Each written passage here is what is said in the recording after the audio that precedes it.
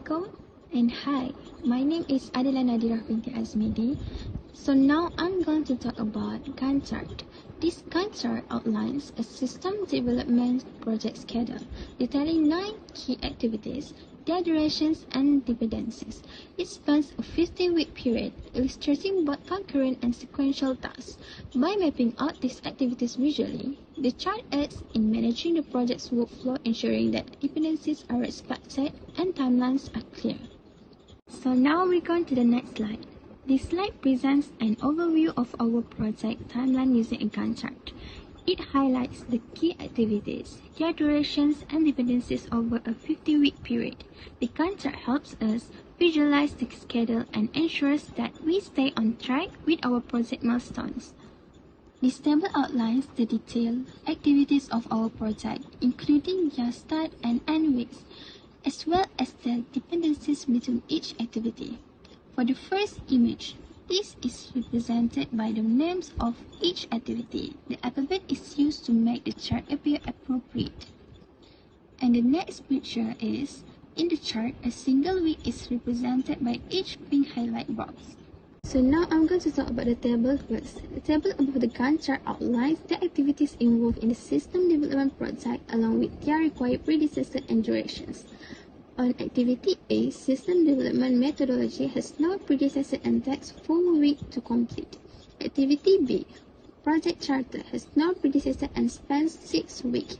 Activity C, Work Breakdown Structure, does not depend on any prior task and lasts for 3 weeks. Activity D, Context Diagram, follows Activity B and takes 2 weeks. And for Activity E, starts after Activity D and continues for 3 weeks. And Activity F, the FD Level 1 succeeds Activity E and takes 4 weeks. And Activity G, Entity Relationship Diagram, requires the completion of Activities A and C, and it lasts 4 weeks. Activity H, Input Design, starts after Activities D and G and takes 2 weeks. And the last is Activity I, Output Design, follows Activity H and takes 2 weeks to complete. Now we're going to the Gantt chart. The Gantt chart visualizes the timeline for each activity, showing their start and end weeks. Firstly, Activity A is scheduled from week 1 to week 4.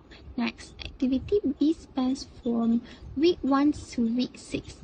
Next, Activity C is planned from week 1 to week 3. Next, Activity D starts in week 7 and ends in week 8, following the completion of Activity B. And Activity E occurs from week 9 to week 11 after Activity B is completed. Next, Activity F runs from week 12 to week 15, succeeding Activity E.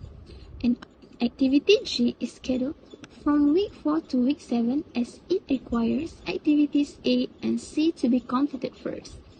And second last is Activity H is planned for week 8 and 9 starting after Activities D and G. And lastly is Activity I, follows Activity H occurring in weeks 10 and 11.